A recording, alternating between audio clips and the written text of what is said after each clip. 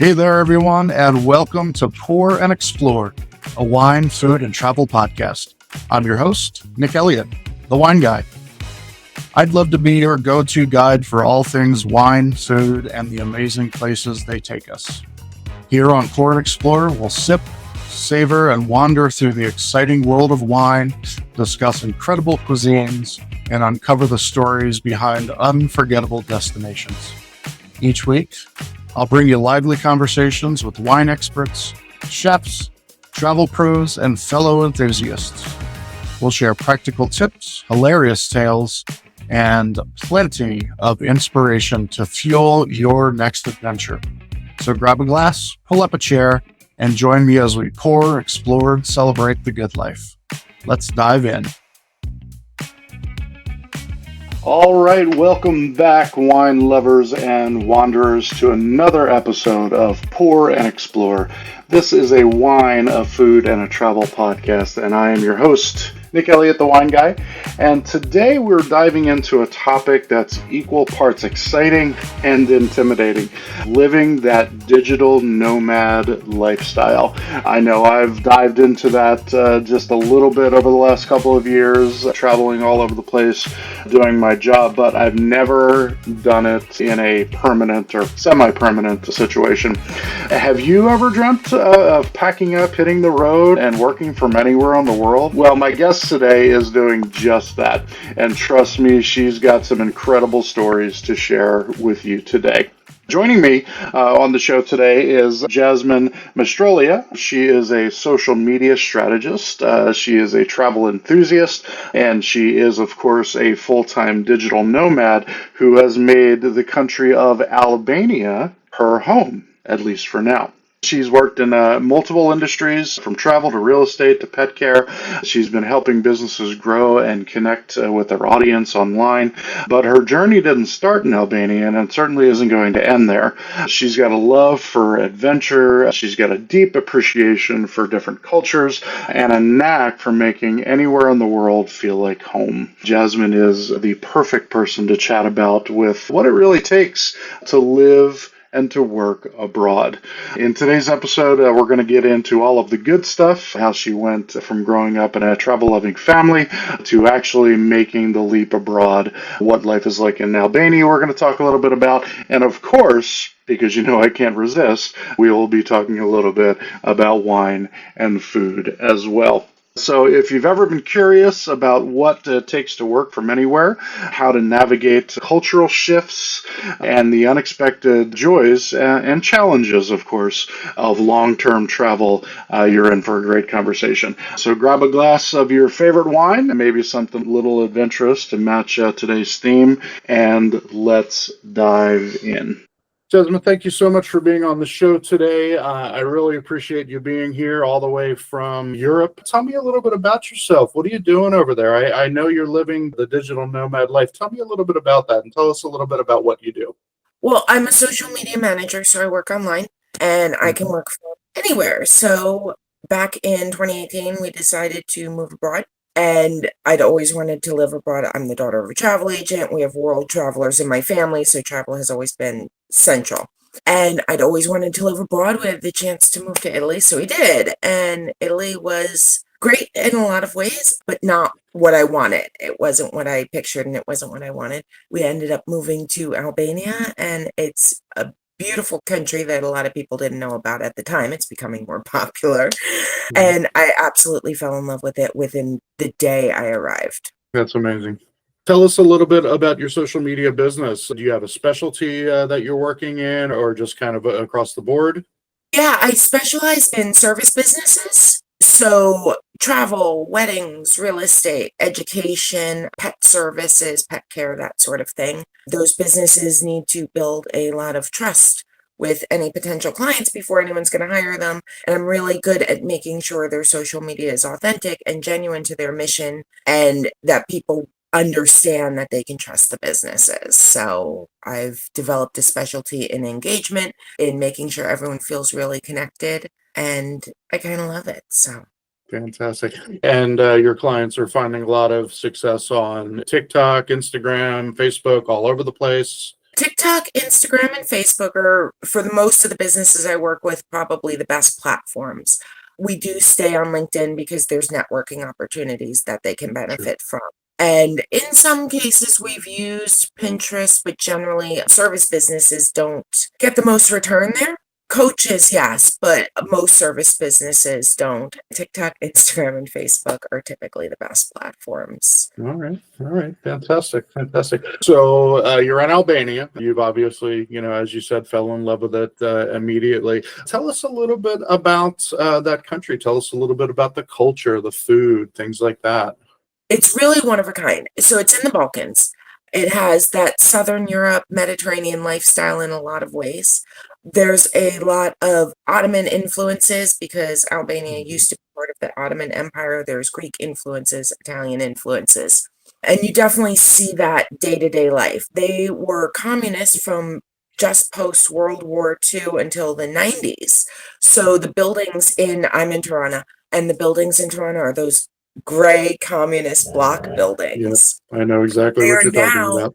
super colorful. It was actually a movement when Eddie Rama, the prime minister, became mayor of Tirana back right after communism.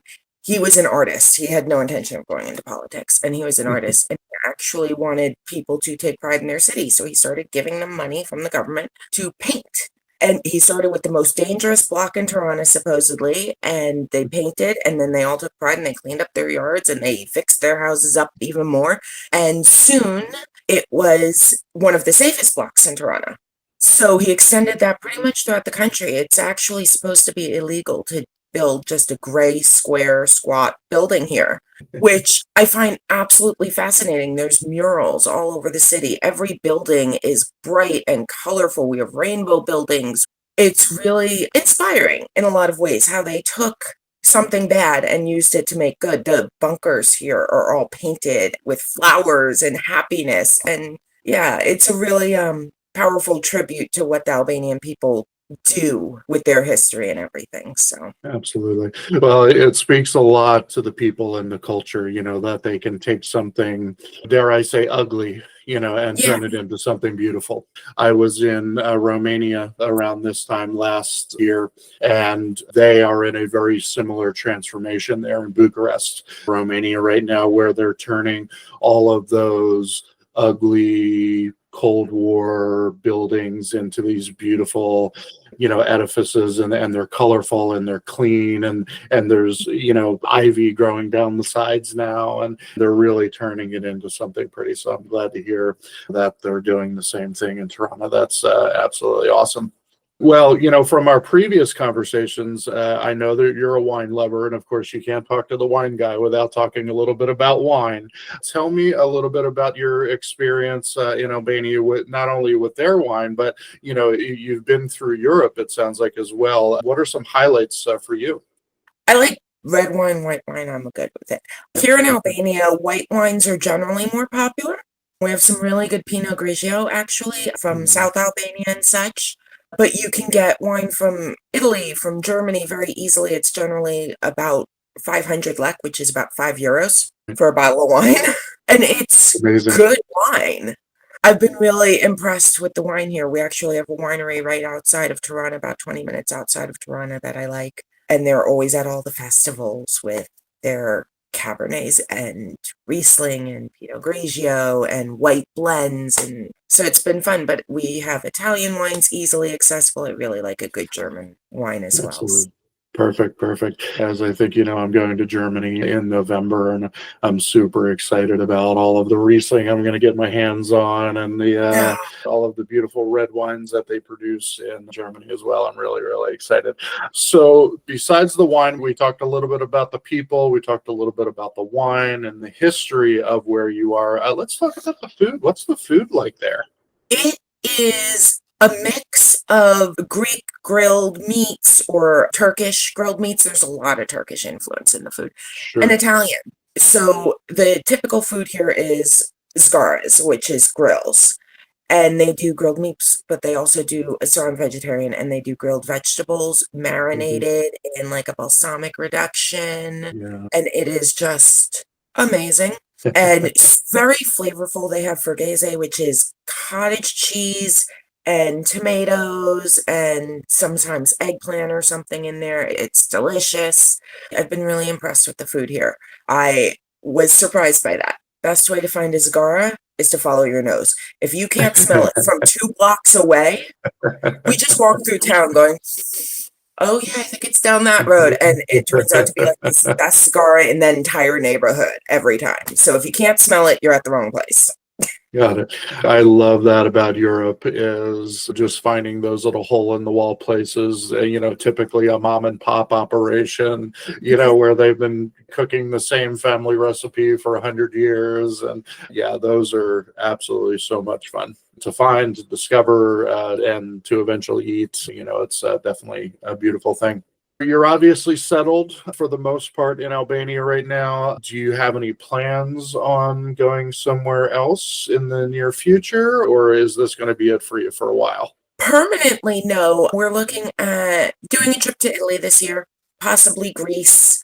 I'll probably be going to the Netherlands for some work. So that sort of thing. I haven't done the Netherlands yet, so that's super exciting. Jealous. Jealous. I'm pretty excited about it because it's for a coffee shop and they've promised to give me all the coffee I can drink. I think that's stupid because they will go bankrupt. But it'll be fun. It's the southern Netherlands right by Germany, so maybe I'll do like a day to Germany kind of thing. I want to be you when I grow up, to say the least. Let's talk a little bit about logistically how you do that, because the digital nomad experience for people, no matter where they go, there are triumphs, of course, finding new places, great food, great people, great wine, all of that stuff. But there are also challenges. Let's talk about some of those challenges and how you deal with it as someone who relies on the internet, to live, to pay the bills.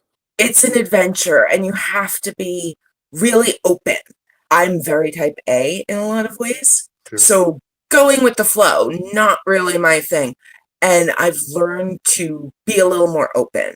If things get too hard, I've learned that it's probably not supposed to happen. And generally, if I can just step back and give it a minute, something else is about to happen. And that's very hard for me to trust. And I still fight against it sometimes. But it generally works out. Italy, for instance, we were really struggling in Italy because it's a beautiful place to visit, but for the lifestyle we were looking for the lifestyle I want to live, it was not what I had hoped. And we were doing a lot to try and stay there. Then COVID hit and we kind of got trapped in Ostuni, which is a small city, but we were outside it, which made it harder. And at the end, after about a year of COVID, we said, we have to get out. We have to get out of Italy. We need to step back and regroup. And we booked a flight to Turkey and it got canceled. And we booked a flight to Turkey and it got canceled. We booked a flight to Turkey and it got canceled. And this hard lockdown where you can't leave your town is coming. Right. We had 3 days left. We said, that's it. We got to get on the first boat out of here. And then we'll figure it out. And that boat went to Albania. And 3.5 years in Italy, we had no friends. One day in Albania, not even a day, an hour after we got off the boat, we were in a coffee shop. An hour after we got off the boat, we had a friend who was super nice, helped us find our apartment because our Airbnb fell through because it was kind of shady. And he ended up showing us all around town. And I found this amazing country that I had no intention of visiting. That was exactly what I wanted. So going with the flow has been one of the biggest things. And it's something I say to new travelers is things are going to go wrong. Right. You're going to miss a bus. I've been stuck on more mountains than I can count, actually. Like, it's a thing of mine. So you have to just be able to kind of roll with things and remember that you'll generally find nice people if you give it a minute, and they'll help you and they'll take pity on you when you get stuck on the mountain and they'll help you navigate. If you're nice and open, they'll be nice and open back. Absolutely. Absolutely. Were there language difficulties after going from Italy? You probably picked up a little Italian while you were there, or maybe not. I don't know. Yeah. What did you find the language barrier, if at all, moving to Albania? So I grew up speaking English and French. Okay. And I learned bits and pieces of Spanish and bits and pieces of other languages, Italian, Portuguese, a little tiny bit of Swedish, a little bit of German, that kind of thing. A couple of words here, a couple of sentences there. And in Italy, I definitely picked up more Italian. I could navigate fairly easily. Then we come to Albania, and the thing about Albanian language, it's called Ship. And the thing about Ship is it is its own linguistic branch. Oh. It is not like Serbian or Macedonian, which are two of the neighbors. It's not like Greek. It is on the typical alphabet, but they have 36 letters instead of 26. Got it. Everyone, even Albanians, will tell you it is a very hard language. And because of the influences from Italy and so forth, there are words that are Italian or sound Italian. So now my running joke is I speak European. Because any word that I can't think of fast enough in Albanian, or that sounds like one of the other languages that I speak where I know the word, will have me code switching instantly. Yeah. And I'll end up in French. And I generally, day to day, have no idea what language I'm in. I went to London where they speak my native language. And I started talking to the cab driver, and all of a sudden, fluent Ship. Didn't understand a word I said. Like, he was so confused. And I couldn't stop it. I could not remember how to tell him where we were going in English. I could not figure it out. So it's definitely hard. I struggle with the pronunciation a lot because my ear is not trained to hear the difference in sounds. I'm so used to Romance languages. Sure. That my ear can't hear the difference in the sounds between the ch and the ch and the ch. It's all the same to me. So it's hard, but they speak Italian here. Pretty much everyone over 40 speaks Italian, and pretty much everyone under 30 speaks English. So I can normally figure my way. Excellent.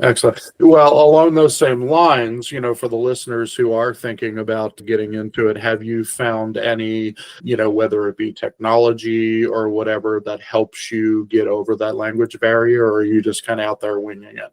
So depending on where you go, winging it works really well. I learned my numbers up to 100 in Ship from a coffee shop guy. He had some free time. He sat down with me over a cup of coffee and taught me numbers. We've practiced with old men on the bus who just joined in to help with pronunciation. I mean, so winging it, depending on where you are, if the people are friendly, can go really well for you. What I do recommend is a lot of people try and get language teachers who have a structured curriculum. Right. I advise people not to do that. Okay. It sounds bad. And if you're going for a test, it's a valid choice. But if you're just trying to survive in the country, the best thing you can actually do is hire some neighborhood kid as a tutor to go with you to places. Like we had Alex, and he would go to the grocery store or go to a restaurant with us and teach us the words I need to know right now. Yeah. And then for the next week, I get to use these words every day. Sure. And that really helped us make significant advancements in speaking the language because I actually got to use it regularly and practice it. And then when I'm picking up other words, I know what they should sound like because I know this connected word kind of thing. So a language tutor is the best thing you can do. You have to speak the language to learn it. Okay. All right. Well, you heard it from an expert, folks. Get in there and, find someone who's going to help you along. You keep saying we. If I remember correctly, you are in Albania with your mom, right?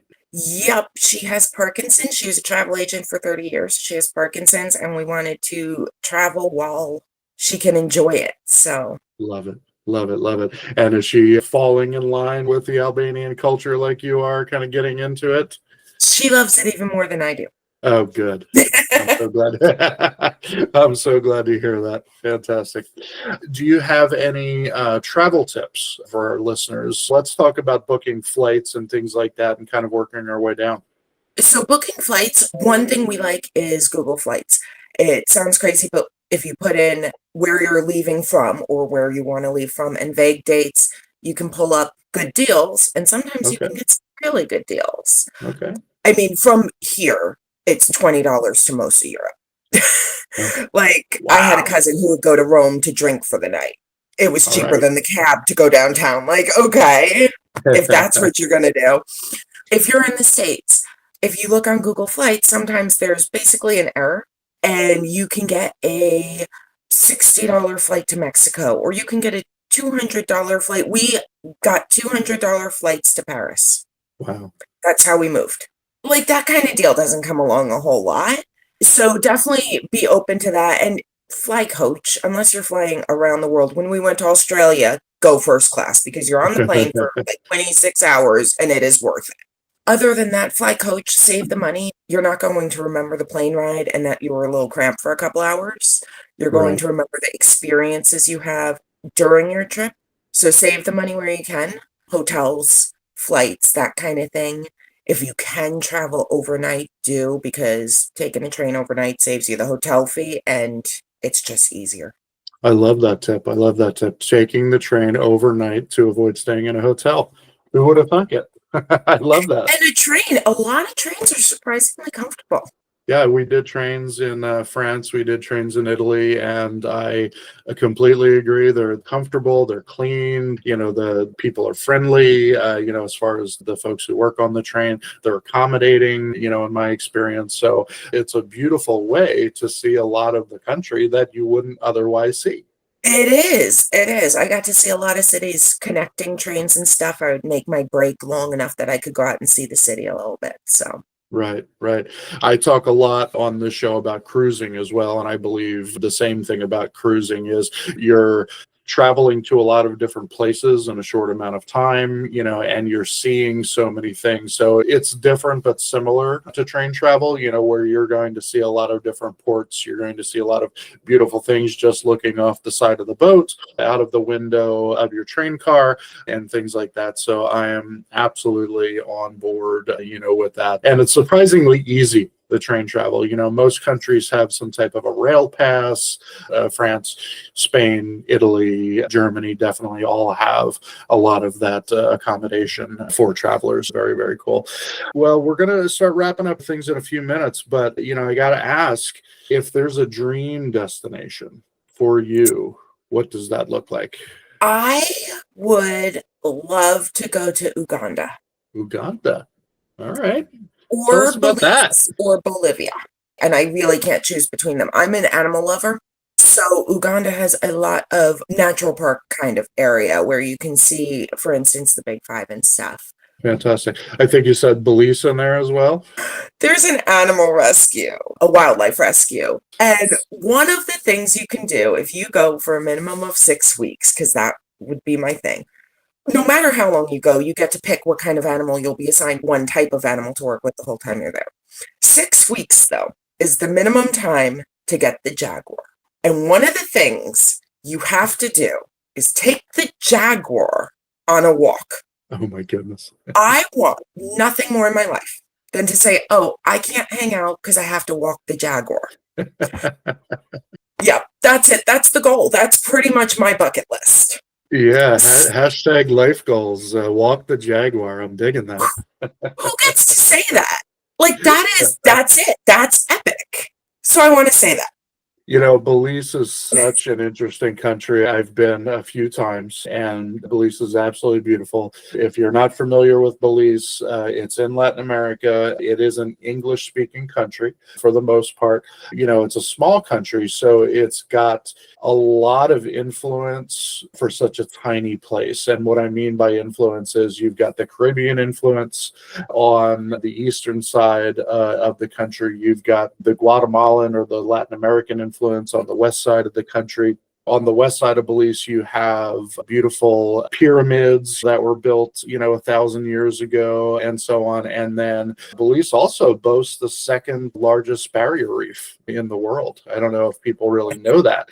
So if you're a fan of snorkeling or scuba diving or just boating in general, Belize is one of the most beautiful countries. I was able to swim with the sharks in Belize. That was a lot of fun. I love the natural aspect of the country, that you're talking about. It's really a beautiful place. It is. It's supposed to be. And I think that's why it's as high on my list as Uganda is both or have that natural authenticity. I like to see the real part of the country. So both would be able to provide that without getting overwhelmed with the tourist ads and all of that. So Right, right. Absolutely. So, I absolutely appreciate all of the great wisdom you've given us. For anyone out there who is considering taking that digital nomad route, I think there's been a lot of great stuff that we've talked about today. And I would encourage anyone who wanted to chat with Jasmine to, come on in and take a look at the show notes. I'm going to make sure that we're posting all of her contact information on the show notes in the show. Let's wrap things up. Is there anything else that you'd love to add? Any other wisdom drops that you want to give to us? I think the big thing is do it scared. I wanted to move abroad and I didn't. I wanted to move abroad my whole life and I didn't until my 31st birthday. That was the day of my flight to Paris because I was always waiting for it to be the perfect circumstances, to have X amount of money in savings or to have this responsibility taken care of. I was always waiting for something perfect. We got to a point where I had been in a car accident. My car had been totaled. We had been getting close to being willing to move, and all of a sudden I'm going to have to replace my car. And do I commit to another, several years here, or do we move? And we decided to move. A month later, we were on the plane. We had sold pretty much all of our stuff. We had suitcases and my animals. We had a one-way ticket. I was terrified to the point where I kind of thought I was going to vomit. And it was the best decision of my life, and I wish I'd done it earlier. I ended up being able to shift into my dream career, do writing and doing social media, which I hadn't had the nerve to pursue earlier. I found the lifestyle I was looking for. That was a little bit more of a journey. I learned a lot about myself. I learned to roll with the punches a little more. I learned that I can overcome things that need to be overcome. So do it scared. That's good. That's great advice. Obviously from someone who has done it and is doing it successfully, I love to hear that advice. And there's a lot of uncertainty, in our world nowadays here stateside. Even if you're not sure about it, travel is an adventure. So get out there and have an adventure. It is. You can't regret it. You're not going to regret it. Even if you don't enjoy it, even if you move back home, at least you can say you did it. You were strong enough and brave enough to do it and decide it wasn't for you through experience, not through assumption. Yeah. Well, what an awesome conversation. Thank you so much for being with us today. I really, really appreciate it. I'm always glad to talk about travel. So fantastic. Before we head out, tell us your business name and drop your website for us, if you will.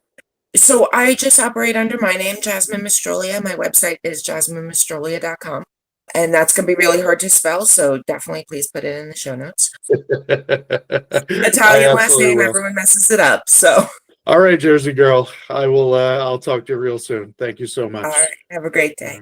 Wow, what a fantastic conversation. You know what, Jasmine, I really do truly appreciate you sharing your experiences, the ups, the downs, and everything in between about life as a digital nomad. From the colorful streets of Tirana and walking with jaguars in Belize, I think you've really given us a fresh perspective on what it means to live boldly, certainly embrace the unknown, and I loved what you said. Do it scared, which is completely understandable. We all feel that way. We all need to, from time to time, get out of our comfort zone. So I appreciate the fact that you said that, and you guys have heard me talk about this before. You're never really going to truly live until you get out there and experience what other people do, how they live, what they eat, what they drink, and just get into their culture. And that is certainly what Jasmine has done. So I hope she has sparked a little bit of something in you to get out there and do something new. For anyone who's out there been thinking about making a big life change like this, whether it's moving abroad, starting a new career, or even traveling more, I really hope this episode has given you some inspiration. And if you're just here for wine talk, well, I hope you learned a little something new about Albania's wine scene. It seems like they've got a great thing going over there, some interesting varietals, some things that out there as well, but it would be really awesome to be able to get there and experience that for yourself and for myself 100%. So I'd love to do that. If you want to connect with Jasmine, please make sure to check out the show notes. We're going to have pictures and links and all of that good stuff in there. And, check us out on social media. Don't forget I'm putting out little sneak peeks every week. So hopefully you get to catch some of that stuff. And please connect with Jasmine on social media and via email, website,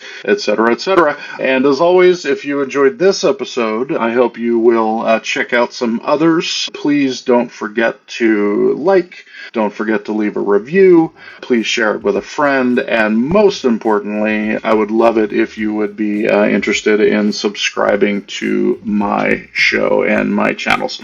So, I really, really appreciate it. Until next time, my fellow wanderers and wine lovers, please keep wondering and please keep wandering. Take care. Thank you so much for tuning into this episode of Pour and Explore. I'd love to hear your thoughts, your stories, or your questions, so you can drop me a line at cheers@thewineguy.vin. That's cheers@thewineguy.vin. Or let's connect on TikTok, Instagram, or Facebook. Grab those links on my website at thewineguy.vin. Until next time, let's keep wondering and wandering. Cheers, everyone.